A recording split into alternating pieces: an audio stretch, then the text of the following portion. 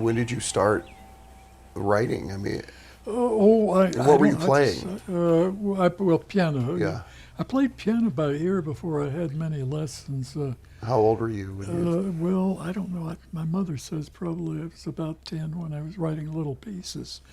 They were of no value whatsoever. But my father had a collection of Eulenberg scores because his sister was studying in both France and Germany, and they were so cheap. This would be in Depression times over there too, the Big Depression, worldwide depression.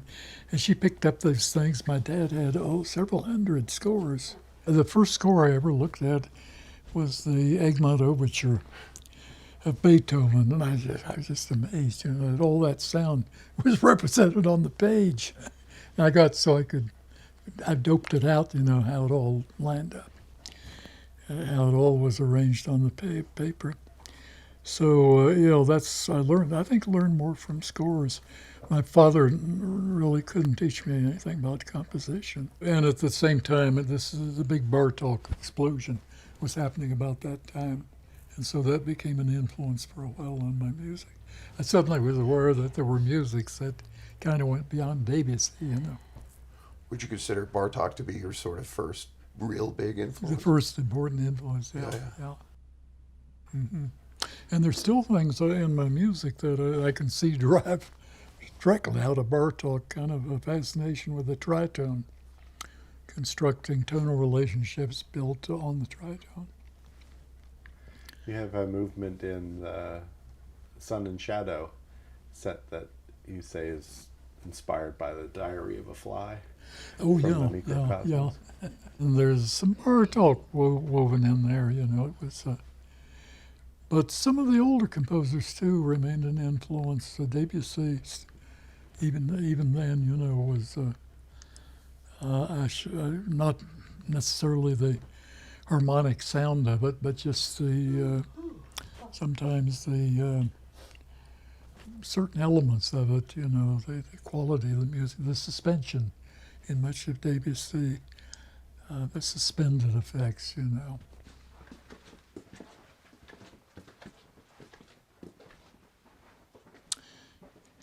Yep. So here's my one-car studio. I had to get a small grand piano. Anything else wouldn't fit in here.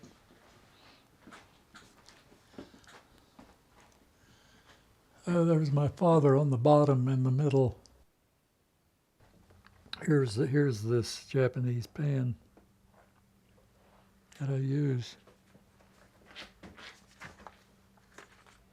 I have a bunch of them here. See the whole pail full.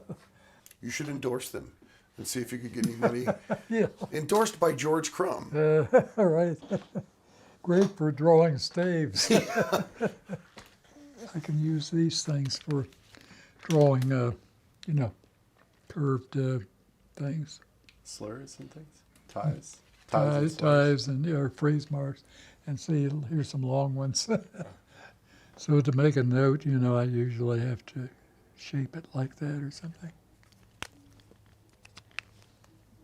Make a little longer one.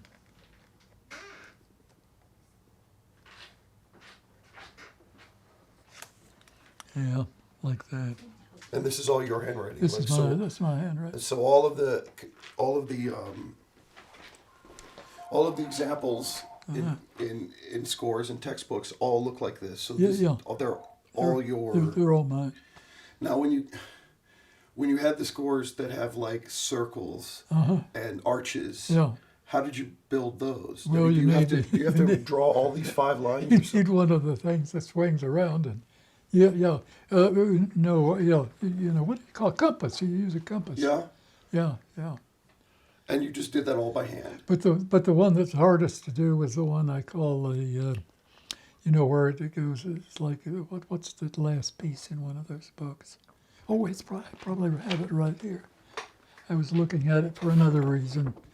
Oh, here it is. That was the hardest. Oh, wow. You know, making that was, I hate to tell you how much time I spent to make things come out right. Because it's compass, but it's changing. It's pivot point. So you would have used a compass throughout all of this. So do you draw the staff lines yourself too? Everything. I draw the staff line. You know, With all of the lines. yeah, but set at different places. So as it gets smaller, it has to. Let's see. Yeah. It's there. It goes down to that. I don't know how I did that. I don't think I could do that again. Yep, here's Oh, the wow. crucifixus, you know. It was just an idea, if you have a title, can you also show that visually in a way?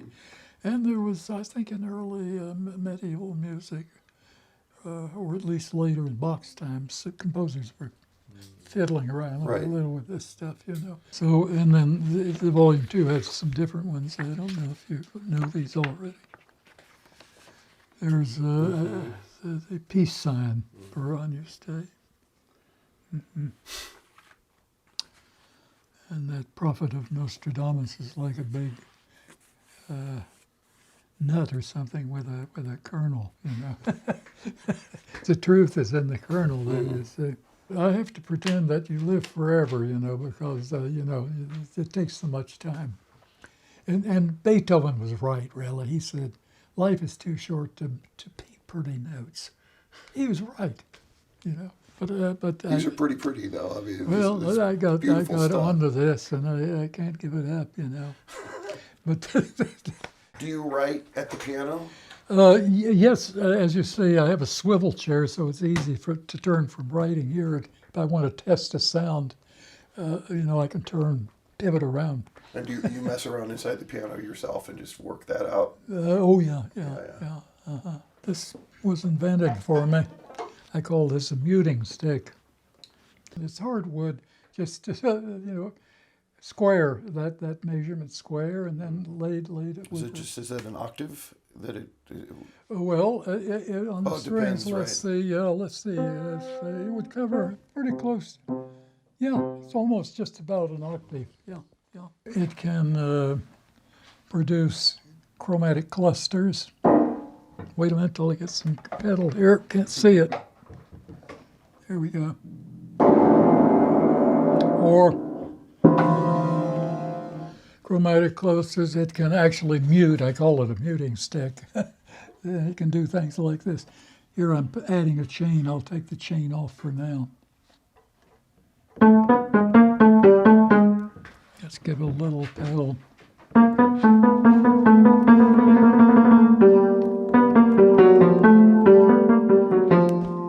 It's a muted sound. Do you just lay it? You don't? Do you? Yeah, Put pressure? well, I put it on the fifth partial node. You can just leave it. Well, no, hold it I see. down. Hold it down.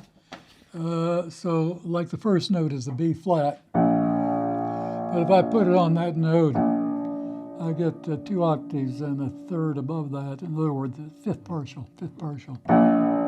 So that stays throughout this. I'll play a little of it to show you how it works. Let's see if I can find the pedal.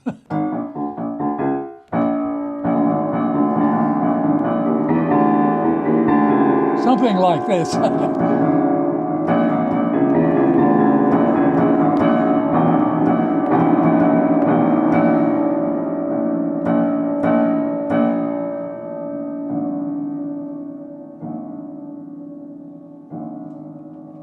And let that go to other things here.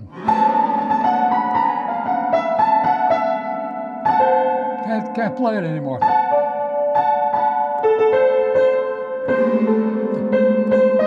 Sorry.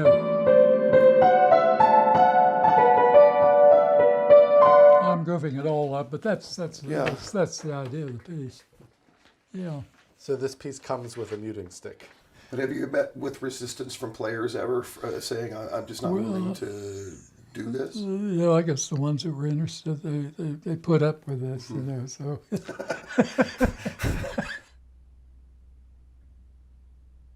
Mundus Canis that we're doing. Uh-huh. I feel, so this was around the time that I was studying with you, 96, 97. I felt like Mundus Canis was the first of the pieces that started your later flowering, whatever you I want to see, call it, yeah. when you were writing all of this music that you're still writing today. Yeah. Because when this kind of came at the end of kind of a quiet decade. I forget, Zeitgeist was the piece, 87, 88, something like that.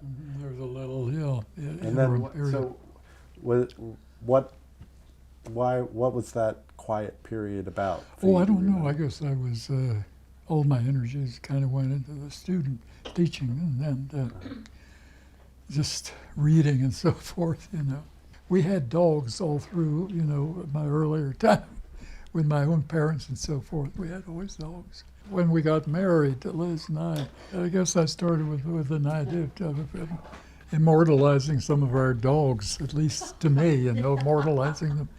And this was all the dogs we had up to this time. I think often you'll have model composers for works, but there was no model composer for this work, was there? I think so. Jokingly, you once referred to it as your Sinfonia Domestica. Oh yeah, like the Strauss tone poem, yeah. Well, it was domestic, all right, with all these dogs running around, At the end, I have to point to the floor and say, "Bad dog." That's in the score. Yep, here it is. The work ends, and then I look over and say, "Bad dog." Oh, it was a little bit of a musical joke, just to honor your family dogs, Nothing more than that. Do you consider it, because of that, a lighter piece than some of your other works? Oh, it is. Yeah, it definitely is. It usually gets a little laughter when it's played, People imagine some of the little things you do, that's like the guiro, scratching on a guiro. It's like a dog scratching for a flea. There's a lot of comedy in these pieces. And under Imogene, I have Coqueresh, poco animado, gracioso. Idle is languido and poco misterioso. So what was Misterioso about Heidel the dog? Well, Like around sleeping all the time. she was an inward-looking dog. Remember Heidel? Yeah. I should have had it in the description there.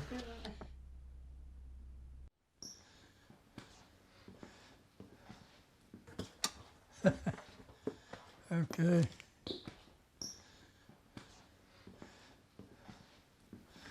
So this was supposed to be my composing room, but it was just too much. And it was all open, so all you do is see the squirrels and the birds out there, and that would be distracting, So it didn't work out so well. I remember you talking about composing Night of the Four Moons, and you kind of used it as an exercise to write a piece more quickly because you felt that it took too long to write pieces. Do you remember that? I do remember that, and I was trying to write it in a certain limited time. I wonder what the connection the Apollo was. 11 mission. That was it, yeah. I wanted to write it during the time of the Apollo 11. That's where they got off and visited the moon, right? Actually walked on the moon. So I did finish it. I made some little revisions after, but basically the work I did in that time. While they were in space? Before they got home. Right. Before they got back. It doesn't happen very often, right? Somebody walks on the moon. So it seemed to signal a new age, We're bursting out of our narrow confines on the planet here. And trying to, it opens up something, I guess, yeah. Those salts were kind of in the air. And then my subject was the moon anyway, What do you think that comes from, your love of wide open spaces? And what can be expressed in music that involves the space of the universe or the space of anything, I guess, sort of, I don't know. I think a lot of it is not thought out. It's just something you do. Don't you think that happens with a lot of composers? They have their image of a certain sound they want. And they find ways to kind of get that sound, you know. And it's maybe even intensified since the 20th century, you know. Finding a unique way to. Mm-hmm. Yeah, I have this Lorca text printed here, yeah. And you don't have to look hard to find the Luna in Lorca. He was, I think he was deeply touched by anything that had to do with the moon, you know. I don't think the sun is mentioned that much as the moon for Lorca. This piece, I feel like you create a musical, not a setting, but a musical counterpart or a musical reflection of the text in a way. Yeah, usually there's one word at least, you know, in a series of words that sort of gives the mood, or the, you know, like here, another obscure Adam dream as well. You have the idea of the dreaming kind of suspended dreaming, you know, or something like that. And over here, runaway moon, well, the energy, it's all in the title, all in the one phrase. And the tempo is very, very fast, but it has slower parts, slower dances. But always surrounded by the very fast music, I think. Incidentally, people always ask me about the size of these scores, you know. And my publisher, Peters, was so concerned about it at first. How do we mail these things? And finally they said, oh, the tube is the way to send such things, you know. So they send your music in poster tubes? In poster tubes, yeah. Yeah, I don't do quite this big anymore, you know. This is awfully big. So this is your 90th birthday. So there are, you know, celebrations all over the over the world, lots of concerts and. Well, it surprises me a little bit, you know, to have so much attention suddenly. But you know, I guess you never think too much about how many more pieces you'll write. You think about it, but you don't know, you know, because I think one can give up at any moment because the ideas aren't coming. So far, I seem to be coasting along a little bit. Maybe it's best not to even think of those things, but write as long as you can, you know. If it turns out to be something you don't hate, you know, you're proud of it, and if you hope somebody else likes the piece, that's what it amounts to. Yeah, it's you know, it's nice, but there's nothing permanent, you know. So do you have any thoughts about the future of this kind of music in this world? Oh, yeah, well, as long as there's a world around, I guess there's a chance for any music, you know, to make its way. But the world sometimes looks gloomy, you know.